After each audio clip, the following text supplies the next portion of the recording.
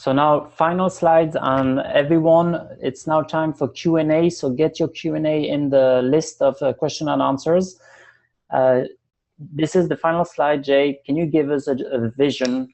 And you talked a bit about it, but how do you see 2020 be? What's going to be, what you think is going to happen basically with all the emerging trends? So I think you're going to see nation states that become losers and areas that become winners. I don't think it's going to be a uniform change. And I'll tell you the one advantage that the U.S. has as I travel the world right now.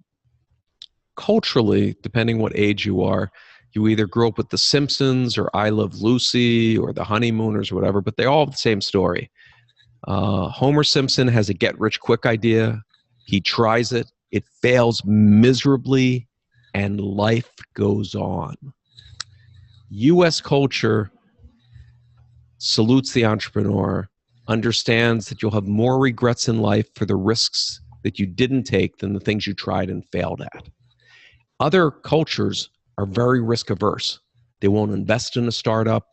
If the best and brightest comes out of the top university in India and he goes to his mother and says, I want to start a company, she'll look at him crazy, go get a job, right? So unless we can teach more people to embrace this vision, there will be cultures that lose and cultures that win. It's not who's creating the best college educated. The importance of college will change. What it's really about is who's solving problems for the most people. And we all benefit from the entrepreneur because they make our lives easier, better, longer, richer. And that's what excites me and why I wrote Disrupt You and why I'm so humbled by the impact it's had on people around the world and in all the languages it's now available in. So open for questions, free advice. And yes, so the question, I'm going to read one from Mark Gonzalez. So if you have more than one idea that you're passionate about, do you recommend pursuing all at the same time or just focus on one at a time? So on the e-commerce, so the question is what's going on with e-commerce? Where's the excitement? So the real excitement in e-commerce right now is customization. So whether it's 3D printing, whether it's just-in-time manufacturing, whether it's everybody with their, using big data to make a t-shirt business on Facebook, it's all no longer about mass market. It's about making niche products that the friction and the cost to get an aggregated niche market is very simple. So you'll see more and more of that and go where people's passions are because their wallets will follow their passions. Great question. Great. And Jay, the question, so you quote one question, I didn't catch it, this one, it's in the chat, but the questions are also in the Q&A. Can you see the Q&A? I do not see the Q&A. Yes. Read me your question. So one question here is, what recommendation do you have for angel funding options for startups?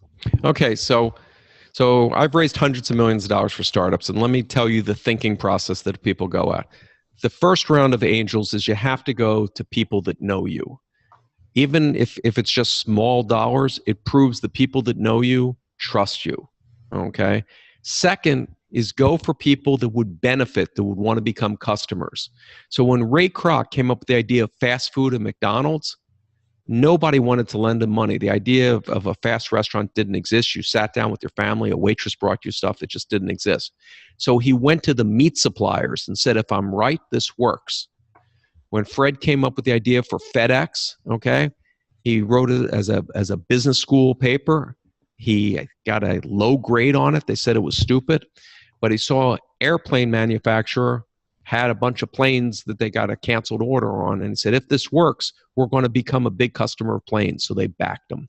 So look at strategic money. I have a whole chapter in Disrupt You on OPM, other people's money. There are people that are willing to give you money in your startup that don't want equity and don't want you to pay it back. And I give examples where I've gotten $60 and $80 million from people that don't want the money back and don't want equity. Yep. Next question. Thanks. So next one, you spoke at the beginning that before thinking of solving a problem, we need to think of changing ourselves. What does that exactly mean in terms of disruption? So self-disruption is like plastic surgery, except you're holding the scalpel. There are things that are holding you back from taking these risks. There's our parents, teachers, and well-wishers that told you you're not good at math, you're not good at public speaking. You've taken one of those Myers-Briggs complete BS tests that say you have this personality. No, you don't. You had that personality yesterday. Today, you can have any personality you want. So it's really about getting out of that mindset that's been drilled into us. Our whole educational system was designed to create factory workers, to give you enough math and enough reading to go work for somebody else. So you either have reached that point in life where you realize, I'm going to spend my entire life making someone else's dream come true, or I'm going to work on making my dreams come true. Next question. Next question. So Jeff here is asking, he has a question about disruption and innovation in highly regulated and capital-intensive industries. There seems to be significant variance in the level of innovation across industries and markets. What factors contribute to this, and how do you overcome these barriers in environments that have a powerful status quo? I got 304 pages that answer that, but I'll try to do the short version. That's really the driving question behind this book. In industries that are highly consolidated, they actually don't want innovation. There's a basic premise of, we'll do it. So the example, Kodak. Kodak invented the digital camera in 1975. For many people listening, you weren't born yet, okay? They never came out with it. Why? Because the guy in charge of the film division, film had an 80% margin. They owned film. Why would they want to cannibalize their own business? So whoever was in charge of that in the company, basically their career was over. What Kodak didn't realize is a good idea will come, whether Kodak likes it or not. And now the 100-year-old Kodak company, all gone. So different industries have barriers set up. Certain governments tax dollars going into startups as a way to prevent new innovation and new rich people, because the people that are in charge want to keep it that way. All those barriers are malleable. You can change them. And we try to show you how, but great question. Thank you. So people tend to say now, so wait a minute, if you have more than one idea that you're passionate about, should you work on all of them at the same time or focus? Okay. So you're in an elevator, the door's open, Richard Branson walks in there and he says, I like you. Today I'm putting $1 million in a new business. What business would you like me to put it in? And if you start rattling off a whole list, no.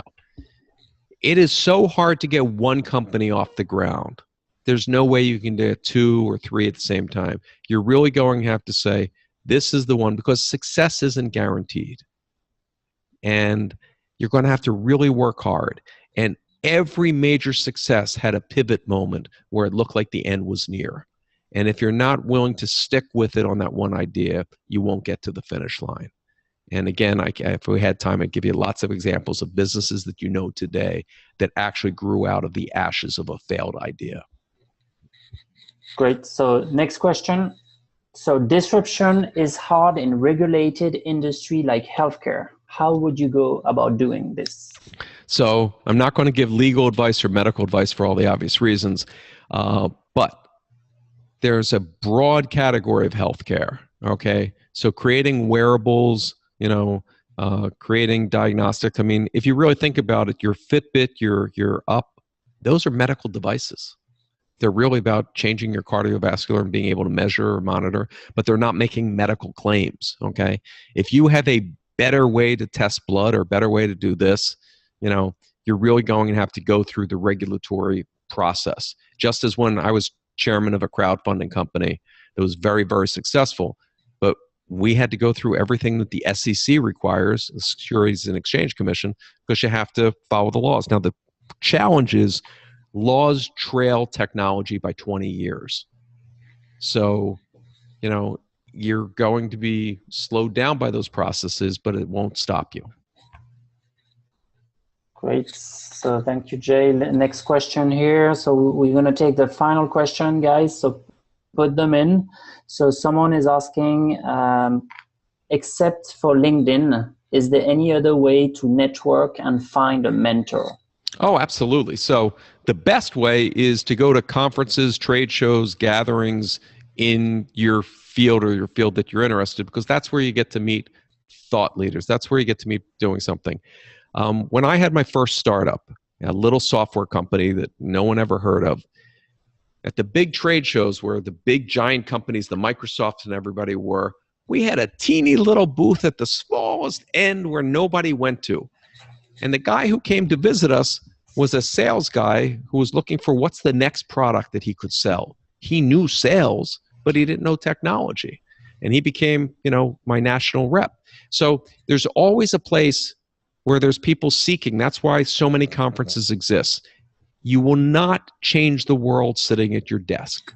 You have to get out there and meet people and do, I've, this year spoken I think 12 countries and 26 states this year. And I'm always being exposed to new ideas and new things. I wish I could pursue all of them, but things that I would have never run across had I not taken the time to see the person with the next crazy idea. Thanks. So the next question is about the Hyperloop transportation technology. So have you heard about it, and is it science fiction or reality? What's your thought? So I know Elon Bebop, who runs one of them, is a dear friend. The other one's here in building a test track. So the science behind it is sound as can be, maglev and vacuums and combinations thereof. The real challenge is mass public transportation involves government and billions of dollars. So the first one is the hardest one to get off the ground. But when you realize how bad and ancient the infrastructure is in many countries, if you can find the one country that it can change their whole economy by doing this more efficiently, by promoting tourism, by doing all kinds of things, you'll suddenly then see it snowball. So yeah, absolutely. It's a great means of transportation and very efficient, and I'm very bullish on it. So I want to thank everybody for sharing their most precious resource with me today, which is their time. Again, I'm not pushing the book for me. I'm really spent the time to try to help as many of you, and I'd love to hear from you. You can follow me on Twitter for daily motivational advice and insights about disruption at Jay Samit. And again, I want to thank you for inviting me on the Startups chat today.